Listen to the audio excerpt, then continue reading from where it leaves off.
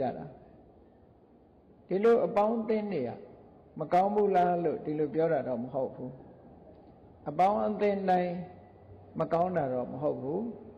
ကောင်းတဲ့အပေါင်းအသင်းတွေလည်းအများကြီးရှိတယ်တူပြန်လှန်အကျိုးပြုပြီးတော့နေချတာဘဝယက်တည်ဖို့ရအတွက်တူအဖော်ပြုပြီးတော့နေကြတာချမ်းသာဒုက္ခရနိုင်သို့တော့စဉ်းစားရမှာကရာသက်ပံတစ်သလုံးကြံတဲ့အပေါင်းအသင်းအဖော်ပြုမှုတွေဟာထာဝရချမ်းသာဒုက္ခကိုပေးနိုင်သလားမပေးနိုင်ဘူးလားဆိုတာအလေးနဲ့စဉ်းစားမြတ်စွာဘုရားဟောတဲ့တရားတော်တွေကိုလိုက်နာပြီးတော့လေ့လာသုံးသပ်ဆင်ခြင်ကြည့်မယ်ဆိုလို့ရှိရင်မြတ်စွာဘုရားရဲ့ဆုံးမသွန်သင်ချက်တွေဟာအင်တာမမှတ်သားစရာကောင်းတယ်ဘုရားဆုံးမတဲ့တရားတော်တွေဟာတကယ်တော့ဒီကနေ့ခေတ်ပြောတဲ့ religion ဆိုတဲ့ဘာသာတရားမျိုးမဟုတ်ဘူးအဆုံးမဩဝါဒဘဝမှာနေနည်းထိုင်နည်းတစ်ခု way of life လို့ဆိုရမယ်ပညာရတစ်မျိုးပေါ့သို့မဟုတ် art of living in life ပေါ့ဘဝမှာဘယ်လိုနေရမယ်ဆိုတဲ့ပညာရတစ်မျိုးပဲအဲ့တော့ဘဝမှာဤမျိုးနဲ့နေထိုင်ကြတဲ့အခါမှာတစ်သလုံးအစဉ်ပြေမှုတွေနဲ့ချမ်းသာဒုက္ခရပြီးသွားတဲ့ပုဂ္ဂိုလ်တွေလည်းရှိတယ်သို့တော့နောက်ဆုံးအချိန်ကလေးမှာလိုအင်ဆန္ဒမပြည့်ကြတယ်အမှန်တမ်းများတယ်ဘဝရဲ့အစအဆုံးမှာမိမိရဲ့အပေါင်းအသင်းရောင်းရင်းတွေဆွေတွေမျိုးတွေကောင်းကြတယ်အပြန်အလှန်အကျိုးပြုပြီးတော့နေကြတယ်နောက်ဆုံးဒုက္ခရောက်လာတဲ့အချိန်ကြတဲ့အခါကျတော့ဆိုပါစို့ဥခြင်းတရားနဲ့ရင်ဆိုင်လာပြီဆိုတဲ့အချိန်မှာဘယ်သူကကယ်တော့ဆိုဘယ်သူမှမကယ်နိုင်နာခြင်းတရားနဲ့ကြုံတွေ့လာပြီဆိုရင်ဘယ်သူကကယ်တော့ဘယ်သူမှမကယ်နိုင် individual ကိုဖြစ်ကိုခံပုံစံမျိုးပဲသိခြင်းတရားနဲ့ရင်ဆိုင်ရတဲ့အခါမှာလည်းပဲမိမိကိုယ်တိုင်ပဲစိတ်မိတ်ခံစားကြရအဲ့ဒါလို့ကိုယ်တူးတဲ့မျှဝေခံစားလို့မရတဲ့ဒုက္ခတွေနဲ့ကျုံလာလို့ရှိရင်ဘုရုကိုဖော်ပြရမှာလေဒီလိုစဉ်းစားဖို့ပေါ့နော်တမန်အားဖြင့်တော့အဖော်မရှိဘဲနေလို့တော့မဖြစ်ဘူးပေါ့အလုံးတူအကျိုးပြုပြီးတော့နေတာအကျိုးပြုနေသည့်အတွက်ကြောင့်ပုဂ္ဂလောပိဥပနိတယပစ္စေနပစ္စယောကောင်းမြတ်တဲ့မိတ်ဆွေသင်္ဃဟဆိုတဲ့အပေါင်းအသင်းတွေကလည်းကိုယ့်အတွက်ကောင်းကျိုးချမ်းသာတွေကိုပေးနိုင်တာမပေးနိုင်ဘူးမဟုတ်ပေးနိုင်ဆရာကောင်းသမားကောင်းတွေကိုယ့်အတွက်ထောက်ကူပြုတယ်မိကောင်းဖခင်တွေကကိုယ့်အတွက်ကောင်းတယ်ဆွေကောင်းမျိုးကောင်းတွေကိုယ့်အတွက်ကောင်းတယ်တငယ်ချင်းကောင်းအပေါင်းအသင်းတွေကိုယ့်အတွက်ကောင်းကြတယ်အားလုံးကိုအမိပြုပြီးတော့ဘဝမှာချီးပွားတိုးတက်ကြအဲ့တော့ဒီပုဂ္ဂိုလ်တွေကိုအဖော်ပြုပြီးတော့နေတာဟာဘဝဆုံးခန်းတိုင်နေထိအောင်ချမ်းသာဒုက္ခရနိုင်လားလို့ဆိုတော့ဘဝတစ်ခုကိုဆုံးတတ်ရတဲ့အချိန်မျိုးကိုယ်တယောက်တည်းခံစားရတဲ့ဒုက္ခမျိုးနဲ့ကျုံလာပြီဆိုလို့ရှိရင်ဘယ်သူကမှကိုယ်အားကိုးရာဖြစ်လာပြီးတော့ယတ္တိမပေးနိုင်ဘူးပေါ့ယတ္တိမပေးနိုင်သည့်အတွက်ကြောင့်မိမိတို့သားသမီးနဲ့ပတ်သက်ပြီးအမတ္တမချစ်လာပါတယ်ဆိုတဲ့မိဘတွေဟာဘယ်လိုပြောလို့ရှိကြတော့ဆိုရင်ငါခံစားလို့ရရင်တော့ငါပဲဖြစ်လိုက်ပါတော့သူဒုက္ခခံစားနေရတာမခံနိုင်ဘူးပေါ့သူဒုက္ခတွေခံစားလို့ရရင်တော့ငါပဲခံလိုက်ချင်ပါတယ်နဲ့ဒီလိုပြောတာသို့တော်လည်းတစ်ဖက်သားပေါ်မှာကရုဏာထားလို့သာပြောတာအဲ့ဒါလို့သူများအစာဝင်ပြီးတော့ဒုက္ခခံလို့ရတာမဟုတ်ဘူးမရနိုင်အဲ့တော့ခန္ဓာကိုယ်ရထားတဲ့ပုဂ္ဂိုလ်တိုင်းကြုံတွေ့ရတဲ့ဒုက္ခတွေဆိုတာဟာမလွဲမသွေလူတိုင်းဆုံကြတွေ့ကြုံကြမှာဖြစ်တယ် အဲ့ဒါလို့တွေးကြုံလာပြီဆိုတဲ့အခါမှာပုဂ္ဂလလို့ခေါ်တဲ့အပေါင်းအသင်းအဖော်တွေကထောက်ကူအများကြီးမပေးနိုင်ဘူးပေါ့ပြည့်ပြည့်ဝဝမပေးနိုင်ဓမ္မဆိုတဲ့တရားကိုသာအဖော်ပြုမှထာဝရချမ်းသာမှုရတယ်လို့ဒီလိုဆိုတာနော်ဒါလည်းပဲအမှန်တမ်းမှန်ကန်တယ်ဒါဖြင့်ဓမ္မကိုအဖော်ပြုတယ်ဆိုတာဒီကနေ့ကာလနောက်ဆုံးအချိန်ကျမှအဖော်ပြုလို့ကတော့ကိုယ်တဏ္ဍာထဲမှာဓမ္မကရောက်လာမှာမဟုတ်ဘူးဒါကြောင့်မို့ဓမ္မဆိုတာဟာလူတိုင်းအတွက်အသုံးဝင်တာမှန်တော်လည်းပဲဓမ္မကလွယ်လွယ်ကူနဲ့ကိုယ့်ရဲ့ရင်ထဲနှလုံးထဲတော့မရောက်လာဘူးသူကမရောက်လာသည့်အတွက်ကြောင့်အဖော်ပြုဖို့ရအတွက်အချိန်ယူပြီးတော့ကြိုးစားအထောက်မှုတွေလုပ်ကြအဲ့ဒါလို့လုံးမထားလို့ရှိရင်နောက်ဆုံးအချိန်ရောက်တဲ့အခါခြေမကင်မိလက်မကင်မိဖြစ်ပြီးတော့ဆင်းရဲဒုက္ခတွေနဲ့ရင်ဆိုင်သွားကြရတဲ့ပုဂ္ဂိုလ်တွေအများကြီးပဲရှိတယ်အဲ့ဒါလို့မဖြစ်ကြရအောင်ဘုန်းကြီးတို့တွေဟာကြွတင်ပြင်ဆင်မှုဆိုတာကိုယ့်အတွက်တကယ်ကိုအဖော်ပြုရမယ့်ပုဂ္ဂိုလ်အဖော်ပြုရမယ့်အရာဟာဘာလဲဆိုတာရွေးချယ်ထားဖို့လို့အဖော်ပြုပုံပြုနည်းတွေကလည်းများစွာရှိကောင်းပြီလောကကြီးရဲ့သဘာဝကိုကြည့်မယ်ဆိုလို့ရှိရင်တိရစ္ဆာန်တွေပဲဖြစ်ဖြစ်တက်ရှိတတ္တဝါတွေမှန်သမျှဒွါယံဒွါယရာမောဟိအယံလောကောတဲ့ပါဠိစာပေမှာအဆိုလေးတစ်ခုရှိတယ်ဒွါယံဒွါယရာမောဟိအယံလောကောဒီတတ္တလောကကြီးတစ်ခုလုံးဟာတဲ့အဖော်လေးနဲ့ပဲပျော်ကြတယ်အနည်းဆုံး2ယောက်ရှိရပေါင်းသင်းလေးနဲ့ပဲပြောနေကြတယ်ဒါလို့ဆိုတာတယောက်တည်းတဦးတည်းဆိုလို့ရှိရင်လူတွေဟာဘယ်တတ္တဝါပဲဖြစ်ဖြစ်ပြင်းတယ်ကဘာဥကာလကဗြဟ္မပြည်ကိုပထမဆုံးရောက်သွားတဲ့ဗြဟ္မာကြီးတောင်မှပဲကဘာပေါင်းများစွာကြားလာနှစ်ပေါင်းများစွာသူတူးတည်းနေတဲ့အခါကျလုံးလီးဖြစ်လာလုံးလီးဖြစ်လာတော့နောက်တစ်ယောက်ရောက်လာရင်ကောင်းမှလို့ဆိုတဲ့အတွေးတွေဝင်လာခဲ့ဘူးတယ်ပေါ့အဲ့လိုအတွေးဝင်ရာကစပြီးတော့လောကကြီးကိုသူဖန်ဆင်းနေဆိုတဲ့ဒုတိယအတွေးပါဝင်လာခဲ့။ဘာဖြစ်လို့တုံးဆိုသူတွေးလိုက်တဲ့အချိန်မှာအခြားတ attva တစ်ခုသူ့အနီးနားမှာပေါ်လာတာဖြစ်လို့သူဖန်ဆင်းလိုက်တာလို့စိတ်ကထင်မှတ်သွားတယ်။ဒီဖန်ဆင်းရှင်ဝါဒအဲ့ဒါလို့နဲ့လောကကြီးတွေရောက်လာတာ။တကယ်ကတော့ဖန်ဆင်းရှင်အစစ်ဟာကိုလှုပ်တဲ့ကံတရားသာလည်းဖြစ်ပါလေ။ကိုလှုပ်တဲ့ကံတရားသာဖြစ်တယ်။သို့တော်လည်းကိုလှုပ်တဲ့ကံတရားကိုကြော်ပြီးတော့ပုဂ္ဂိုလ်တဦးတယောက်ကိုဖန်ဆင်းရှင်အဖြစ်ယုံကြည်လက်ခံကြတာဒီကနေ့မှာအမှန်တမ်းများတယ်လို့ဒီလိုပြောရအောင်။ဒါကြောင့်မို့လောကကြီးဟာအပေါင်းအသင်းနော်အဖော်တဟဲပဟာယလို့ဆိုတဲ့ကိုယ်နဲ့အတူနေပေါ်တွေမရှိဘူးဆိုလို့ရှိရင်ကြာမနေနိုင်ကြဘူးလူတွေကတခါတရံကြတော့လေအပေါင်းအသင်းနဲ့နေရတာညီးငွေပြီးတော့ပြောတတ်ကြတယ်လိမီအလုံးငါတယောက်တည်းနေစမ်းမရစေငါနာမလာစမ်းနဲ့ပေါ့လိမီအလုံးဒီလိုအော်ဟစ်ပြီးတော့ကြံတဲ့လူတွေကိုမောင်းထုတ်လို့ရှိကြတယ်သို့တော့ကြာနေလိုက်တာနဲ့တပြိုင်နက်ဘာဖြစ်တုံးဆိုလုံးလီဖြစ်သွားတယ်တယောက်တည်းနေရတဲ့စိတ်ဓာတ်ကြတဲ့ခံစားမှုမျိုးခံစားကြရတယ်ပေါ့အဲ့ဒါကြောင့်မလို့တယောက်တည်းမနေတတ်လို့တယောက်တည်းနေရတဲ့ပုဂ္ဂိုလ်တွေကအခုခေတ်ကြတော့ဘာလုပ်ကြတော့ဆိုတယ်လီဖုန်းနဲ့လှမ်းစကားပြောတယ်ဟိုလူခေါ်တယ်ဒီလူခေါ်တယ်လူချင်းမတွေ့ရတဲ့အခါဖုန်းနဲ့တွေ့စကားပြောတယ်ဆိုဖြစ်လာဘယ်လိုဖြစ်လာအဲ့ဒါဘာဖြစ်လို့ဖြစ်တာတုံးဆိုကိစ္စရှိလို့တယ်လီဖုန်းခေါ်တာထားတယောက်တည်းနေရတာပြင်းလို့လှမ်းပြီးတော့စကားပြောတာမျိုးကြဒါလုံးလီဖြစ်တယ်လို့ခေါ်တာပေါ့နော်လုံးလီဖြစ်တယ်လူတွေမှာစိတ်ဓာတ်အကျဆုံးဟာဘယ်ချိန်လဲလို့ဆိုတဲ့အခါမှာယောဂဝေဒနာရပြီးတော့ hopeless ဖြစ်နေပြီဆိုလို့ရှိရင်စိတ်ဓာတ်အကျဆုံးအဲ့ဒီချိန်ဘေးကလူတွေကအားပေးကြတယ်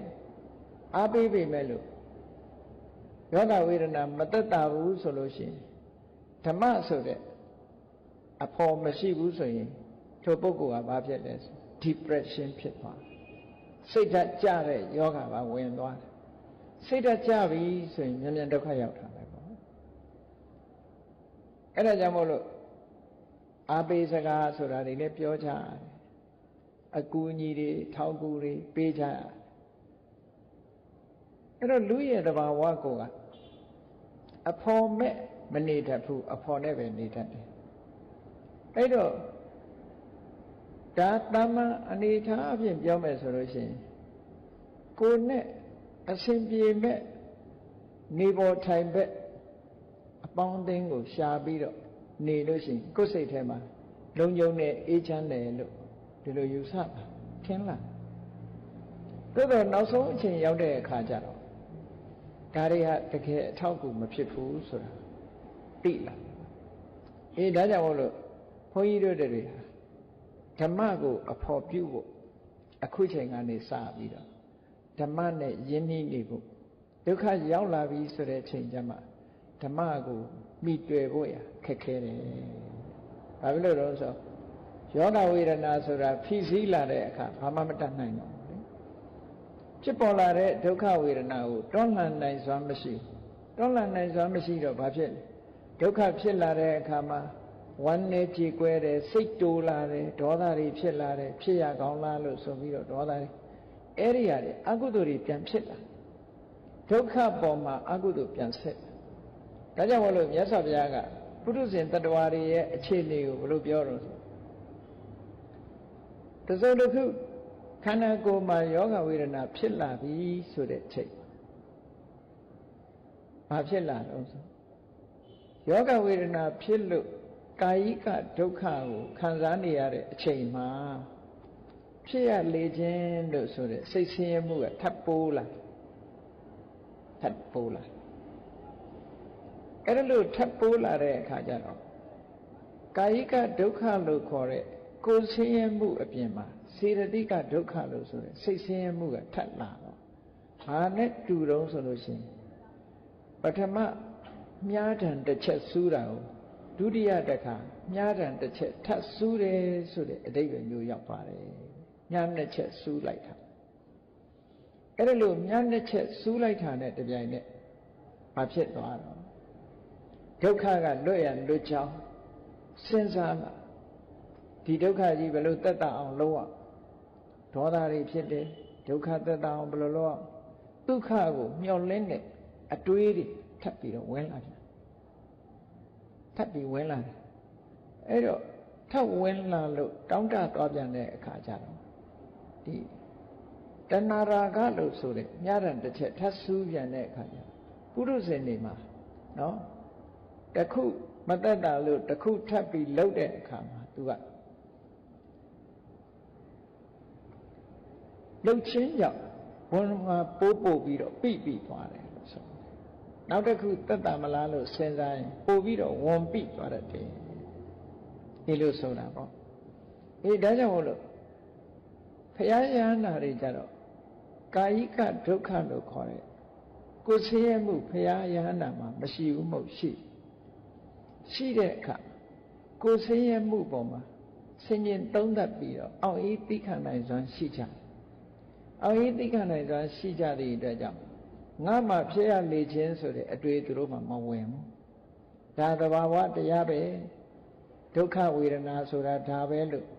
ဆင်ញင်သုံးသပ်ပြီးတော့သဘာဝတရားကိုရှုဆင်ញင်ခြင်းဖြင့်ဆင်းရဲဒုက္ခ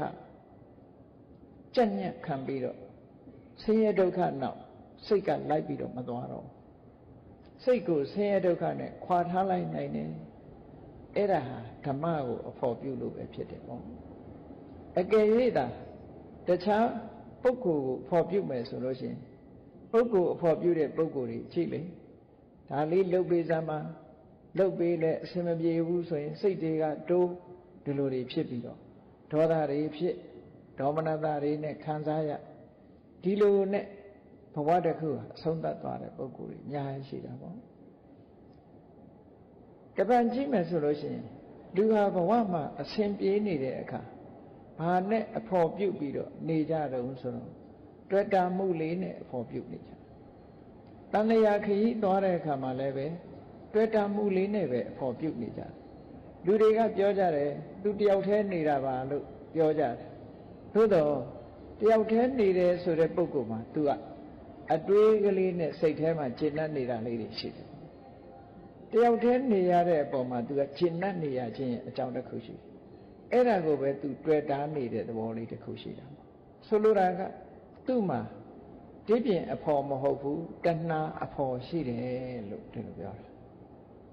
အဲ့ဒီတဏှာအဖော်ကဘယ်သူကိုဖိတ်ခေါ်လာတတ်တုံးတခါတရံကျတော့နော်ကို့မှာဒီအဖော်ပြုဖို့ဆိုပြီးတော့အဖော်ရအောင်လို့ဆိုပြီးတော့တဦးတယောက်ကိုကိုယ့်စီမှာခေါ်ထားလို့ရှိရင်အဲ့ဒီကိုနဲ့အတူနေတဲ့ပုဂ္ဂိုလ်ကမကောင်းတဲ့လူကိုဖိတ်ခေါ်လာတတ်သေးတယ်ဆိုတာလောကကြီးမှာထင်ရှားရှိတာပေါ့အဲ့ဒါလိုပဲတဏှာဆိုတဲ့ဒီတဘာဝတရားမိမိစိတ်ထဲမှာတဏှာကျင့်တတ်မှုတွေ့တာမှုလေးနဲ့နေတဲ့ပုဂ္ဂိုလ်ဟာဘာကိုဖိတ်ခေါ်လာတတ်တုံးဆိုတောကကိုဖိတ်ခေါ်လာတတ်တယ်သူကတွေ့တာမှုနဲ့နေတာ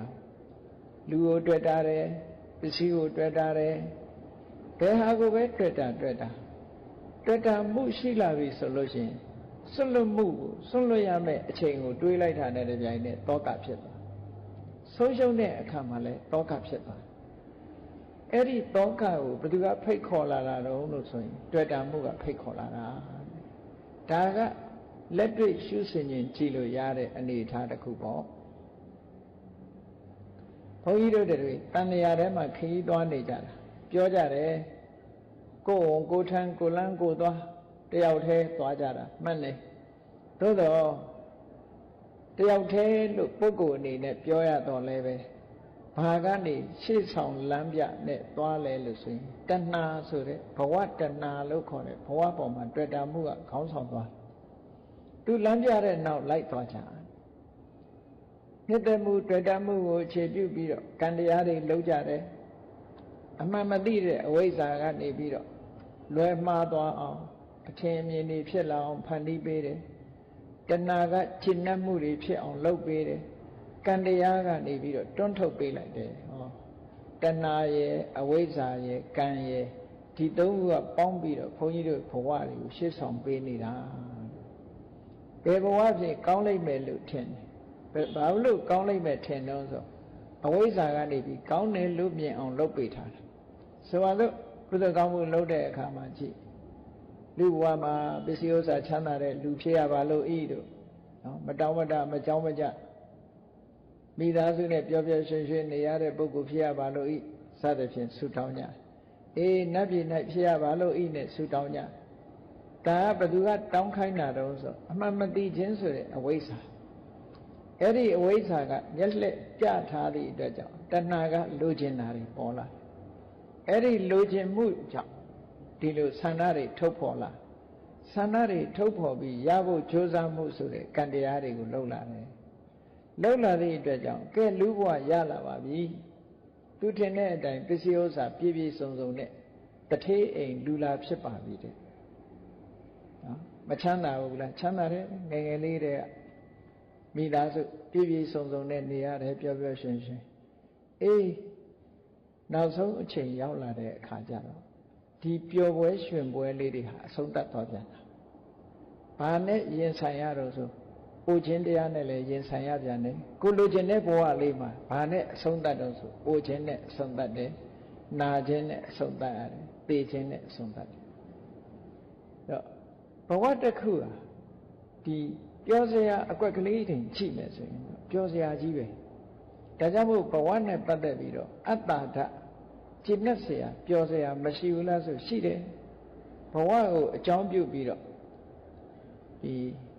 ပျော်ရွှင်မှုတွေရတယ်ခံစားရတယ်အတွေ့အကြုံတွေရတယ်ပညာတွေစီးပူးရတယ်နိုင်ငံရခြားတိုင်းတစ်ပါးတွေသွားရတယ်တွေ့အကြုံတွေမြောက်များစွာနဲ့ထင်ပေါ်ကြော်ကြားမှုတွေရတယ်စသဖြင့်ဘဝမှာကျင့်နဲ့เสียတွေရှိကြတယ်ဒါကြောင့်မို့ဘဝမှာတူတူလည်းအားကြနေကြတယ်နော်ဒါကျင့်နဲ့เสียတွေရှိတယ်သို့တော့ကျင့်နဲ့เสียကောင်းတဲ့ဘဝတွေဟာကျင့်နဲ့เสียကြီးပဲလားမကျင့်နဲ့เสียမရှိဘူးလားလို့သိချာစဉ်းစားကြည့်တော့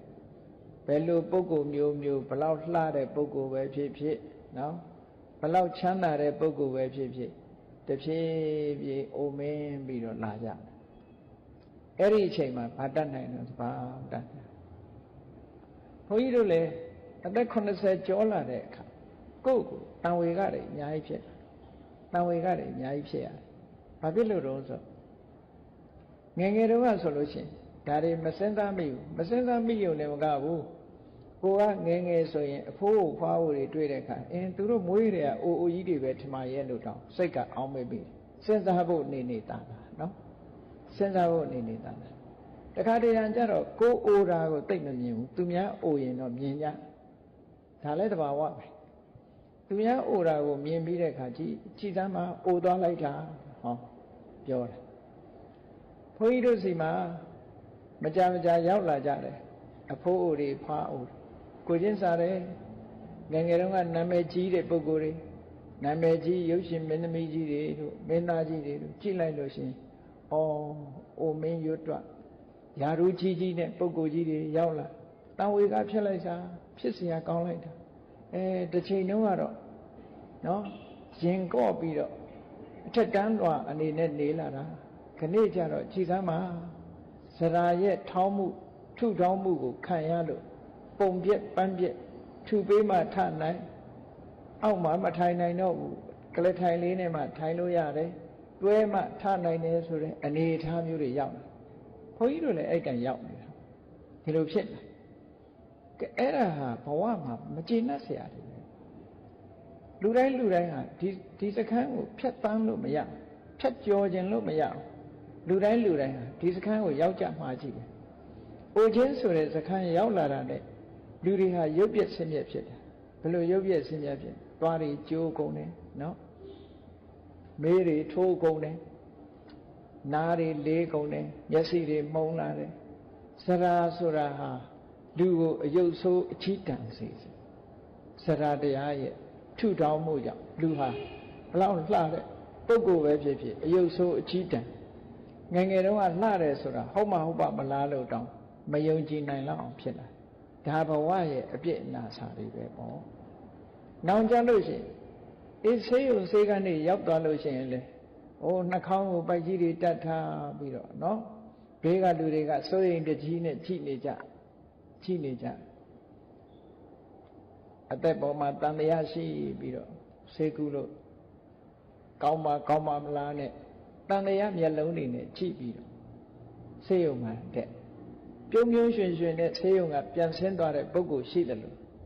အသက်မပါပဲနဲ့ဆေးရုံကနေပြန်ပြီးတိတ်တဆိတ်ဆင်းသွားတဲ့ပုဂ္ဂိုလ်တွေလည်းအများကြီးပဲပေါ့ကဲအဲ့ဒီအချိန်မျိုးရောက်လာဒါဘဝရဲ့အပြစ်နာစာဒီလိုဟာမျိုးကိုကြွတင်ပြီးတော့သိရင်ဒီဘဝမျိုးဘယ်သူလိုချင်မှာတော့မလိုချင်ဘူးမသိလို့လောက်ကြတာ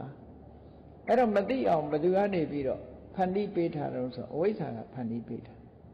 အဝိဇ္ဇာကဖန်တီးပေးထားတော့တဏှာကကြိုက်တာပေါ့ကြိုက်တဲ့အခါမှာရအောင်ဆိုပြီးတော့ကြိုးစားတဲ့ကံတရားတွေနဲ့အဲ့ဒါလို့လုပ်တဲ့အခါဘဝတစ်ခုကိုရလာတော့ပျော်မလို့အားခဲနေတော့ပဲနောက်ဆုံးမှာအိုမင်းရင်းရော်မှုနဲ့ဂျုံတွေ့လာစရာနဲ့ဂျုံတွေ့လာပျော်ဖို့မှာအားမရခင်စရာနဲ့ဂျုံတွေ့သွားတယ်အမျိုးတွေ့ခဲ့ဘူးဓာတုအာရာကြီးတဲ့ပုဂ္ဂိုလ်တွေတို့ငယ်စဉ်ကနာမည်ကြီးတဲ့ပညာတတ်ကြီးတွေတို့ငယ်စဉ်ကအမတန်ချောလာပြီးတော့လူတိုင်းကချိကျင်လို့ချိချရတဲ့ပုဂ္ဂိုလ်တွေတို့နောက်ဆုံးမှာရှုံ့တော့ရွတ်အဖိုးအိုဖွားအိုဘဝရောက်သွားကြတာတွေဟာမျက်စိအောက်မှာပဲနဲတာမှမဟုတ်ပဲအဲ့တော့သူသာရောက်တာကိုမရောက်ဘူးလို့မစင်စားလေနဲ့တနေ့ကျတော့အလုံးဒီလိုဖြစ်ကြမှာပဲလို့ဆိုတဲ့အတွေးလေးဟာအမှန်တမ်းမှန်ကန်တဲ့အတွေးဖြစ်တယ်ဒါဟာဓမ္မအတွေးပဲပေါ့မြတ်စွာဘုရားကိုယ်တိုင်ကဘဝနဲ့ပတ်သက်တဲ့ဓမ္မအတွေးတွေကိုတွေးဖို့ရလမ်းညွှန်မှုပြုထားတယ်ဆုံးမဩဝါဒပေးထားတယ်အသက်အရွယ်ကြီးတဲ့ပုဂ္ဂိုလ်တွေတွေ့ရင်ငါလည်းပဲတနေ့အိုအောင်မှာပဲအိုခြင်းသဘောတရားကိုငါလည်းမလွန်မြောက်နိုင်သေးဘူးဆိုတဲ့အတွေးလေးကိုတွေးထားပါမတွေးပဲမနေပါနဲ့ဒီတွေးတာကဘာအကျိုးရှိတော့ဆိုရင်ငါငယ်သေးတယ်ဆိုတဲ့မာနတက်ကြွမှုတွေကိုချိုးနှိမ်ပြီးတာဖြစ်ပါတယ်ဒီလိုတွေးလိုက်တာနဲ့ ငယ်သေးတယ်ဆိုတဲ့ငယ်မှန်တစ်ခုဟာလန်းဆန်းတက်ကြွခြင်းမရှိတော့တနေ့ကျငါဒီလိုဖြစ်အောင်မှလို့ဆိုရင်တန်ဝေကအသိစိတ်ကလေးကိုပေးပေးတယ်ငယ်မှန်တက်တော့ဘာဖြစ်လဲဆိုရင်အေးငယ်သေးတယ်လှုပ်ချင်အောင်လှုပ်မယ်ပျော်မယ်ပါမယ်နော်ဒီလိုဟာမျိုးဖြစ်လာတတ်တယ်ဟောမမှန်ကန်ကန်တွေးတတ်တဲ့အခါကျတော့ဘာဖြစ်လာတော့ဟောမအိုခင်တော့ငါကောင်းတာတွေလုံးမှဖြစ်မယ်တနေ့ကျတော့ငါအိုလာလိမ့်မယ်အိုတဲ့အခါမှာတရားဓမ္မတွေကျင့်နိုင်မှာမဟုတ်ဘူးငယ်တုန်းကလုံးမှပဲလို့ဆိုတယ်ကောင်းမြတ်တဲ့အတွေးတွေဝင်လာလို့အကျိုးရှိရာရှိချောင်းအသိပညာရက်တွေတတိတရားတွေရရှိပြီးတော့လာနိုင်တယ်ဒီလိုဆိုတာတခါဆေးရုံဆေးကန်းသွားကြည့်လို့လူမမာတွေလူနာတွေမြင်လိုက်တာနဲ့တပြိုင်နက်ဩငါခန္ဓာကိုယ်ကြီးဟာလည်းနာရတဲ့သဘောရှိတာပဲတနေ့ကျတော့နာခြင်းတရားနဲ့ငါလည်းရင်ဆိုင်ရအောင်ပါပဲနာခြင်းတရားနဲ့ရင်ဆိုင်ရအောင်ပါပဲလို့မပြတ်ဆင်ញင်စဉ်းစားပေးခြင်းဖြင့်ဘာဖြစ်လဲစိတ်ပြည့်เสียညင်းငွေเสียကိုပြောတာမဟုတ်ဘူးအဲ့ဒါလို့ဆင်ញင်စဉ်းစားခြင်းဖြင့်ဘာဖြစ်တယ်ငါကျမ်းပါတယ်ဆိုတဲ့ကျမ်းမာမှုဆိုတဲ့အာရောချမထဒီပေါ်မှာလူတွေဟာရစ်မှုတတ်တယ်ရစ်မှုလာလို့ရှိရင်မကောင်းတာတွေလုပ်မိတတ်တယ်ဩကျမ်းမာတဲ့အချိန်လေးမှာငါကောင်းတာတွေလုပ်မှဖြစ်မယ်မကျမ်းမာမှုဆိုတာလူတိုင်းစီရောက်လာနိုင်တယ်ရောက်လာမှဖြစ်တယ်ကျမ်းမာတော့ကောင်းတာတွေလုပ်မှပဲလို့ကောင်းတဲ့ဘက်ကိုသုံးချမယ်ဆိုတဲ့အတွေးတွေဝင်လာတော့ကောင်းကျိုးချမ်းသာတွေရတာပေါ့နောက်တစ်ခါလူတွေဟာအသက်ရှင်မှုပေါ်မှာလည်းမန်တက်တယ်ငါဟာအသက်ရှိတယ်အသက်ရှင်အဲ့ဒီအသက်ရှင်မှုပေါ်မှာမန်တက်နေတဲ့အခါမှာလည်းငါမသေးဘူးဂျန်တဲ့လူတွေဒါသေတာလို့ဒီလိုစိတ်ထဲမှာဝင်ပြီးတော့သက်ရှင်မှုကိုအကြောင်းပြုပြီးတော့မသေးနိုင်သေးဘူးလို့ဆိုတဲ့မန်တက်မှုတွေကြောင့်မဟုတ်တာတွေလုပ်ပြီးတတ်တယ်ဒါကြောင့်ငါဟာအချိန်မီသေနိုင်တယ်မသေးခင်ကောင်းတာတွေလုပ်မှဆိုတဲ့မှန်ကန်တဲ့အတွေ့တွေးဖို့လိုတယ်အဲ့ဒါလို့တွေးမှကောင်းမြတ်တဲ့အတွေးမျိုးဖြစ်လို့ကောင်းကျိုးချမ်းသာကိုပေးနိုင်တယ်ဒီလိုဆိုတာနော်အဲ့တော့မှန်ကန်တဲ့အတွေးတွေကိုတွေးဖို့မြတ်စွာဘုရားဟောတာဆိုလိုတာကမြတ်စွာဘုရားတရားတော်ဟာအမှန်တမ်းလက်တွေ့ကြတယ်အခုလို့တွေးတာဟာတရားမဟုတ်ဘူးလို့ပြောလို့မရဘူးဒါတရားဆိုတာအဝေးသွားရှားเสียမလို့ဘူးမှန်မှန်ကန်ကန်စဉ်းစားတာတရားပဲအဲ့ဒီမှန်မှန်ကန်ကန်တွဲတာကိုပဲမဂ်ခင်၈ပါးတဲ့ကတမ္မာသင်္ကပ္ပလို့ပြောတာမှန်မှန်ကန်ကန်မြင်ပြီဆိုလို့ရှိရင်တမ္မာဒိဋ္ဌိပဲဒီလိုဆိုလို့တာအမှန်တွေးတဲ့အခါမှာအမှန်မြင်လာတယ်အမှန်မြင်လာတော့အမှန်လုံးလာဒီလိုဆိုလို့တာတစ်ခုနဲ့တစ်ခုကဆက်ဆက်လာအေးဒါကြောင့်မို့လို့အမတ်တမဲ့မနေပဲနဲ့ဘဝဆိုတာဟာကျင့်납เสียကောင်းတာတွေရှိတော်လဲမကျင့်납เสียတွေနဲ့နောက်ဆုံးမှရင်ဆိုင်ရတာပဲလို့ဒီလိုရှုမြင်သုံးသပ်နိုင်လို့ရှိရင်ဘဝရဲ့အာဒီနဝအပြစ်နာစာတွေဒုက္ခဒုက္ခတွေသိရှိလာနိုင်တယ်ပေါ့သိရှိလာနိုင်လို့ရှိရင်ဘဝဟာပျော်စရာကြီးပဲမဟုတ်ဘူးမကျင့်납เสียတွေလည်းအများကြီးရှိတယ်ဆိုတာသိလာဒီဘဝကြီးကတို့တွေလွတ်မြောက်မှသာချမ်းသာဒုက္ခရမှာဖြစ်တယ်လို့ဒီအတွေးမျိုးလေးတွေးမိလာတတ်တယ်အဲ့တော့နောက်ဆုံးမှာဘဝကလွတ်မြောက်မှုဆိုတဲ့အကျိုးတရားကိုရအောင်ဘုန်းကြီးတို့တွေစ조사အထောက်ချင်တယ်ဆိုတဲ့စိတ်လေးပေါ်လာဒါနိတ္တရဏ exit လို့ခေါ်တယ်ဘယ်နေရာပဲဖြစ်ဖြစ်ထွက်ပေါက်ဆိုတာရှိရတယ်ထွက်ပေါက်မရဘဲနဲ့ပိတ်မိနေလို့ရှိရင်နော်ဘယ်ပုဂ္ဂိုလ်မှထွက်နိုင်မှာမဟုတ်ဒါကြောင့်မို့အကျဉ်းအချက်ကထွက်နိုင်တဲ့ထွက်ပေါက်တွေရှိတယ်အဲ့ဒီထွက်ပေါက်ကဘာလဲလို့ဆိုလို့ရှိရင်တွေ့တာမှုတွေကိုလျှော့ချခြင်းဟာထွက်ပေါက်ပဲတွေ့တာမှုတွေဘဝပေါ်မှာတွေ့တာနေတာကို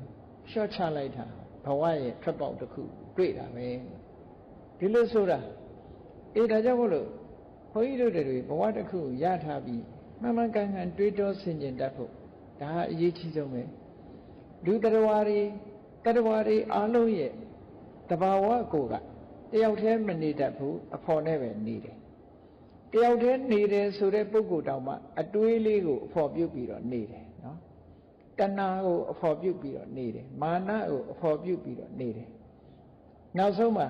ပစ္စည်းပေါ်မှာတွေ့တာတဲ့မာနလူပေါ်မှာတွေ့တာတဲ့မာနဥစ္စာပေါ်မှာတွေ့တာတဲ့တဏှာနဲ့မာနဒါတွေကိုအခြေပြုပြီး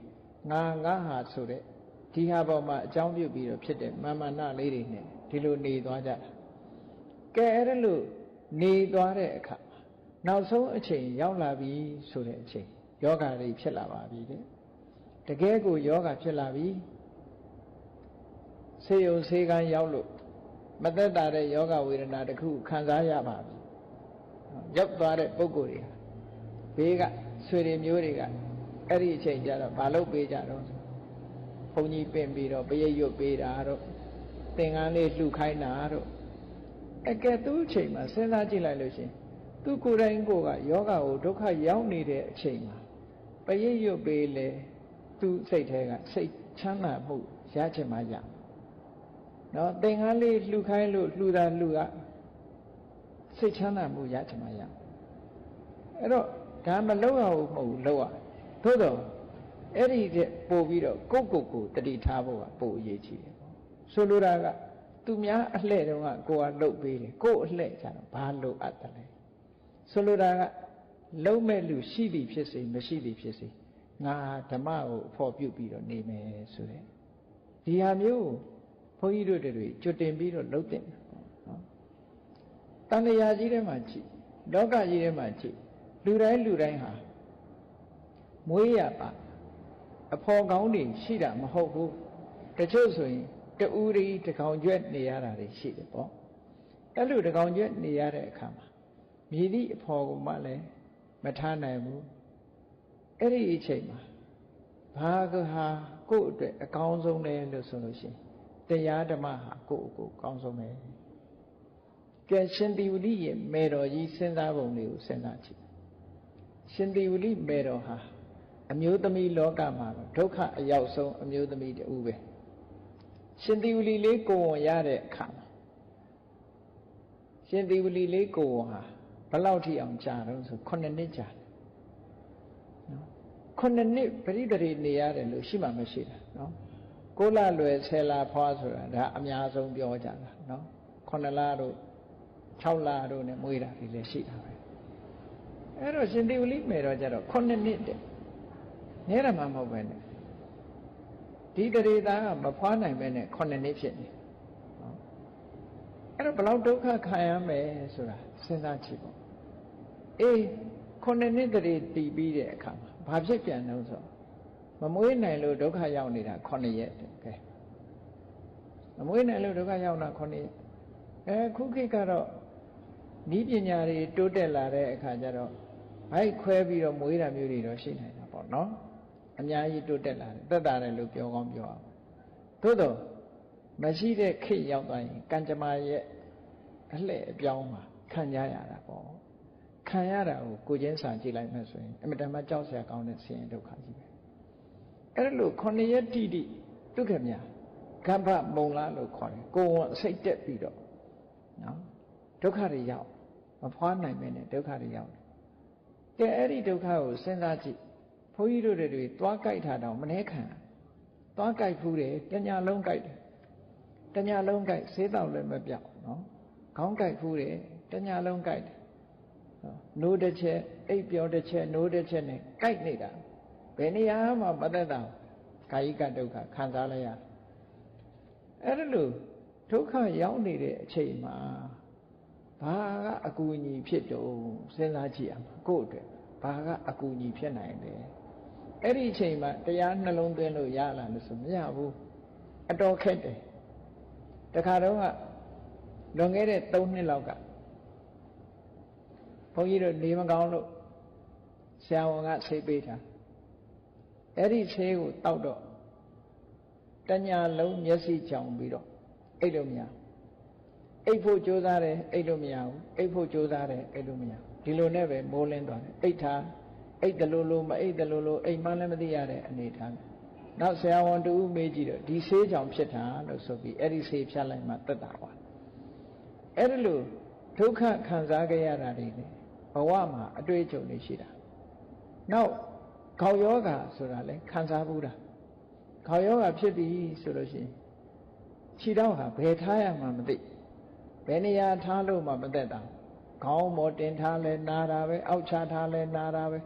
ဘယ်လိုထားနာနေတာအမြဲတမ်းအဲ့ဒီနာနေတဲ့ဒုက္ခ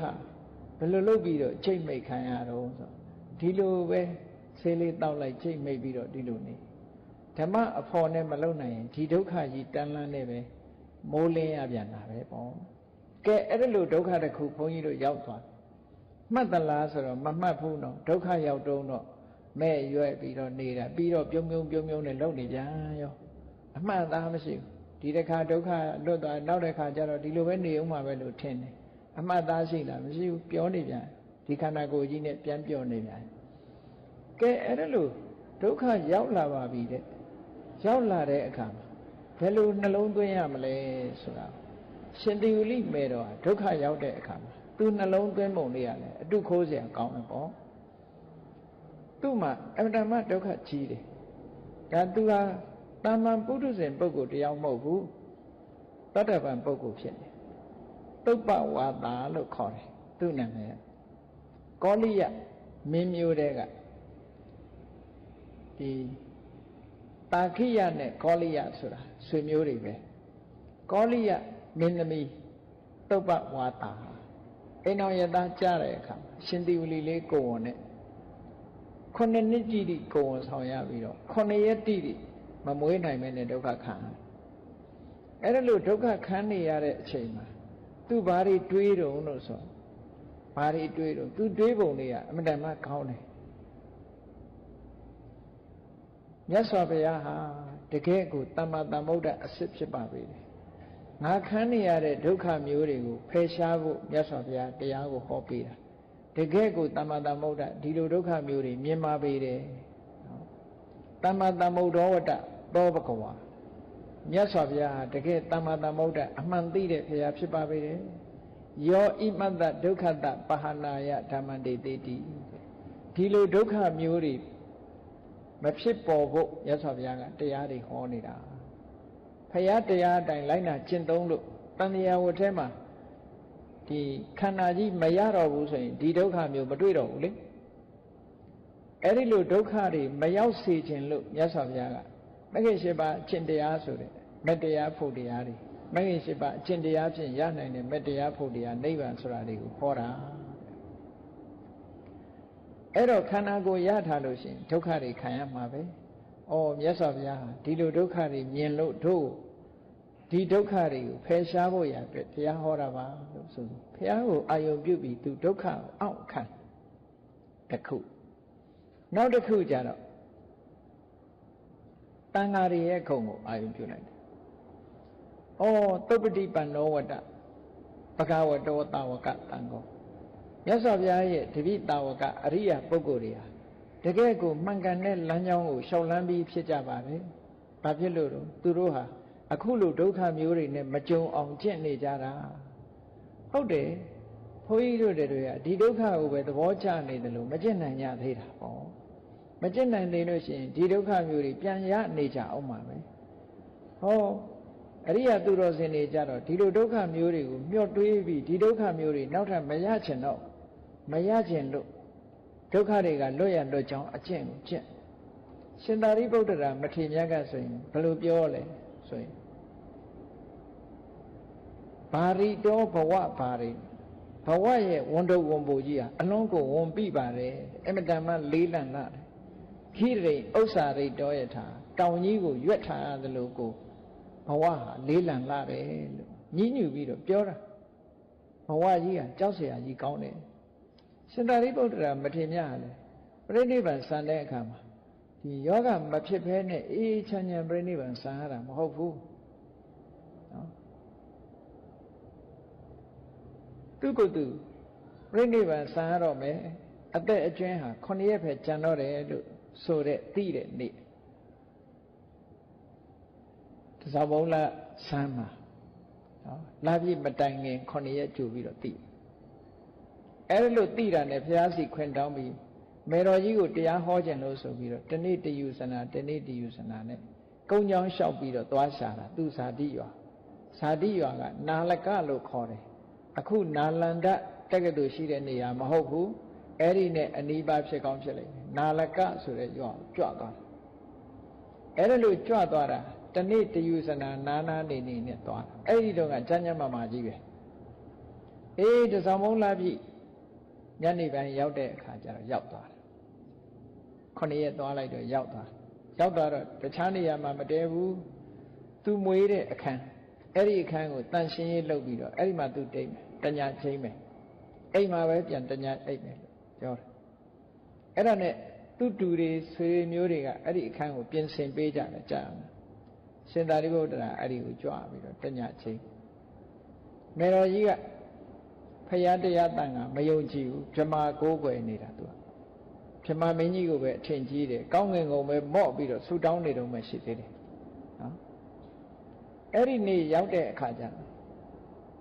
ယဟန်တန်ဃာတွေကိုဆုံးမဩဝါဒပေးလို့ပထမယံပြီးတာနဲ့တန်ဃာတွေကိုသတင်းသုံးဖို့နေရာတွေပြန်လွတ်လိုက်တဲ့အချိန်လေးမှာဘာဖြစ်လာလဲဆိုယောဂဖောက်လာ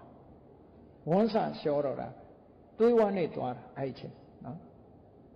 ဘလို့တက်တာသွားတာမဟုတ်ဘူးခဏခဏညီတော်စုံနာကတအိုးပြီးတအိုးပြီးတအိုးဝန်းကဒလဆက်သွားနေတာဆိုတော့သွေးတွေပါလာတဲ့သွေးဝမ်းသွန်တဲ့ယောဂမျိုးဖြစ်လာအဲ့ဒီမှာညတကောင်ရောက်တဲ့အခါကျတော့ဝင်းဝါဝါနဲ့အရာလေးမျက်နှာကအလင်းအောင်ကြီးတွေပေါ်လာပြီးတော့လာကြတယ်လာပြီးတော့ဥတိုက်ကြတယ်ရှ िख ိုးကြတယ်ဓမင်းကြီး၄ပါးလာတယ်တရားမင်းကြီးလာတယ်ဗြဟ္မာမင်းကြီးတွေလာတယ်မေတော်ကြီးကစိုးရင်တကြီးကြည့်ငါသားရဲ့အခြေအနေသိမကောင်းဘူးဘလို့နေတော့ဒုက္ခတွေရောက်နေတယ်နေမကောင်းဘူးဆိုတာသိတယ်နော်သို့တော့ဒီအလင်းရောင်ကြီးတွေခါတိုင်းမဖြစ်ဘူးအိမ်ထဲမှာလာလိုက်တာအလင်းရောင်ကြီးတွေခဏခဏဖြစ်နေတယ်ဘာတွေလဲလို့တညာလုံးမအိပ်ရနော်သူကလည်းစိုးရင်တော့ကနဲ့ကြည့်ရိတ်ချစ်နည်းနည်းမိုးလင်းကနေရောက်တဲ့အခါကျတော့ညကလာတာတွေကိုလာစုံစမ်းတာဘသူတွေလာဘာတွေတဲ့အလင်းရောင်ကြီးတွေတွေ့တာဆိုတော့ပြောပြတယ်တရားမင်းကြီးလည်းလာတယ်နောက်ဆုံးလာပြီးတော့ဒီကြော့ကြဗြဟ္မာမင်းကြီးလည်းလာတယ်အဲ့ဒီကြတော့မှငါသားကတကိုးကြီးလာကြီးလာပေါ့သူကိုးကွယ်တဲ့ဗြဟ္မာကြီးရဲ့တောင်လာတွေ့ရတယ်သူ့ကိုလာကြော့ရတယ်ဆိုတော့မှအဲ့ဒီအချိန်မှာအထင်ကြီးလာပြီဆိုမှသူတရားသူသားတရားနာတော့တာနော်လူဆိုတာတော်တော်ခက်တယ်သူကငကိုယ်တော့အထင်းကိုမကြီးတာသူသားအထင်မကြီးုံနဲ့မကဘူးသူတော်တော်ဆိုးတယ်ပေါ့အိမ်ကကလေးတွေလည်းအကုန်ထုတ်သွားတယ်အမြင်ကတ်တယ်သူဘာလို့လဲဆိုရှင်သာရိပုတ္တရာသူ့ညီတွေညီမတွေအကုန်ခေါ်ပြီးသင်္ကန်းဝတ်ပေးထားတာဟိုတယောက်မှမကြံဘူး9ယောက်ရှိတယ်9ယောက်စလုံးအကုန်လုံးသာသနာ့ဘောင်ရောက်သွားကြအဲ့တော့အဖွားကြီးကမချေနှက်ဘူးအိမ်ပြန်လာတော့တောင်မှအသက်ကြီးမှဘာလာလောက်ပြန်တာတော့နဲ့စိတ်ကအဲ့လိုထင်နေတာအဲ့ဒီအချိန်မှာရှင်သာရိပုတ္တရာရဲ့အသက်85နှစ်ရှိ85နှစ်အရွယ်လောက်ရောက်လာမြတ်စွာဘုရားတဲ့9နှစ်လောက်ငယ်တယ်ပေါ့မြတ်စွာဘုရားတက်တော်80ရှိပြီပေါ့အဲ့ဒီမှာအသက်ကြီးခါနေမှာဘာအိမ်ပြန်လာတာတော့လို့အပြစ်တင်ညင်နေတာနောက်ဆုံးမှာဗြဟ္မာတွေလာတယ်ဆိုတာသူကိုယ်တိုင်လည်းမျက်စိနဲ့အလင်းရောင်တွေမြင်ရတယ်အဲ့ဒါတွေကိုပြောပြတဲ့အခါမှာစိတ်ဝင်စားလာတော့မေတော်ကြီးကိုတရားဟောတာအဲ့ဒီကြတော့မှမေတော်ကြီးကအာယုံမတက်ခင်တတ္တဗံဖြစ်သွားရှင်သာရိပုတ္တရာမထေရကလည်းတညာလုံးယောဂထံခံစားရပြီးတဲ့အခါမှာနည်းနည်းမိုးတော့အလင်းလဲရောက်ရောဒီယောဂထံကိုဘာနဲ့ကြိတ်မိတ်ခံတယ်လဲလို့ဆိုတဲ့အခါမှာကြည့်တမဘဝင်စား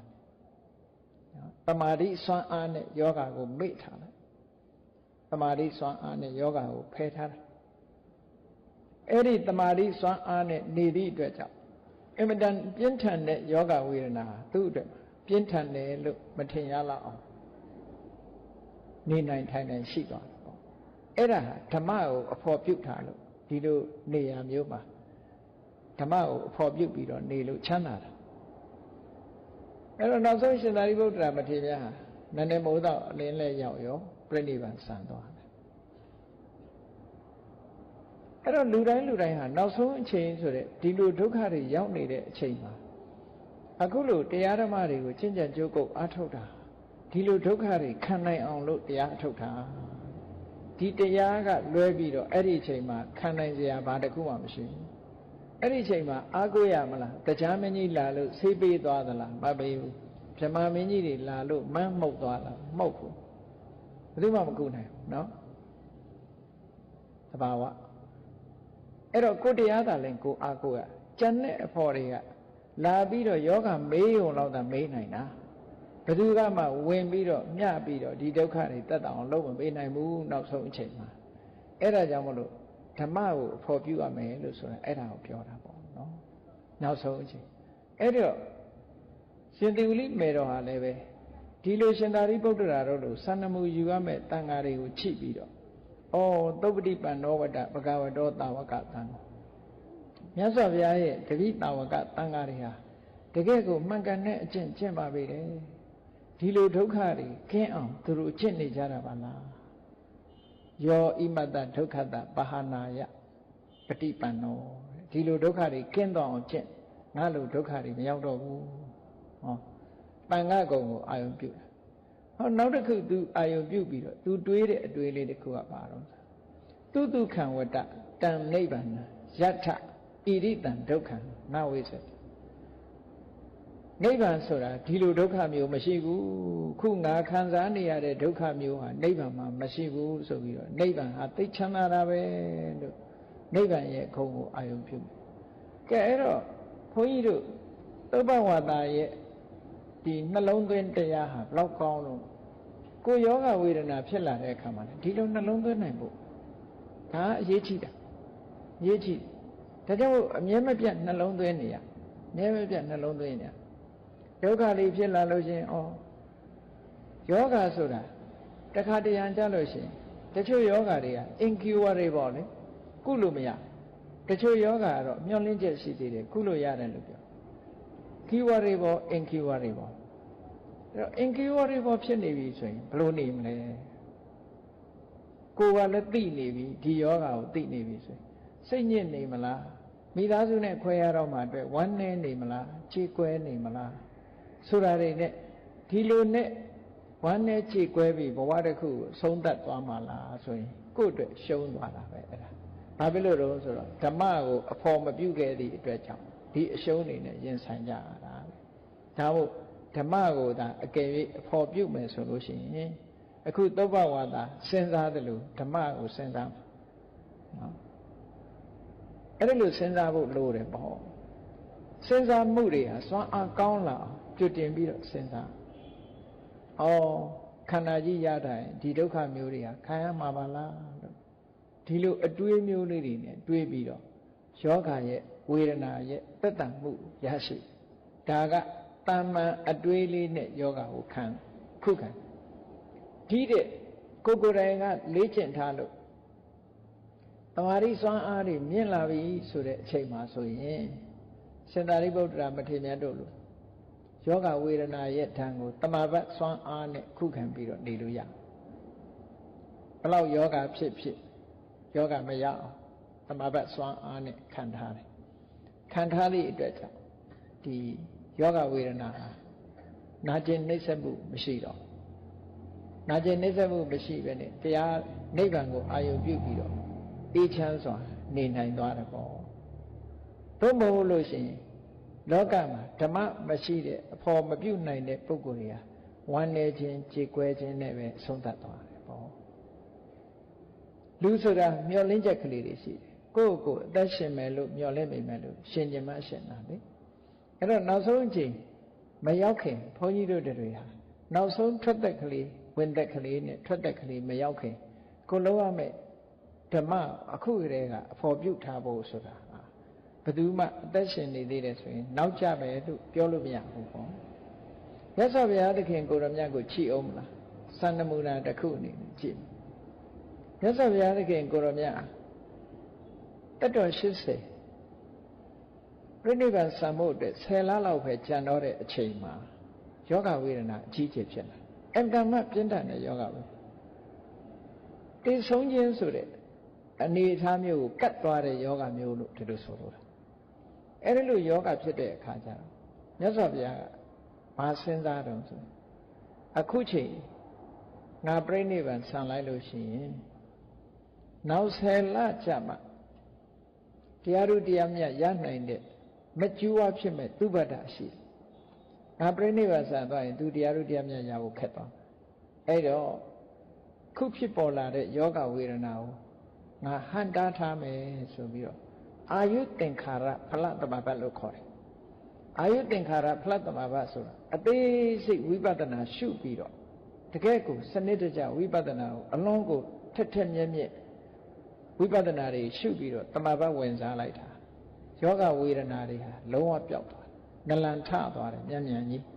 အဲ့ဒါကိုအာယုသင်္ခါရဖလသမဘတ်လို့ခေါ်တယ်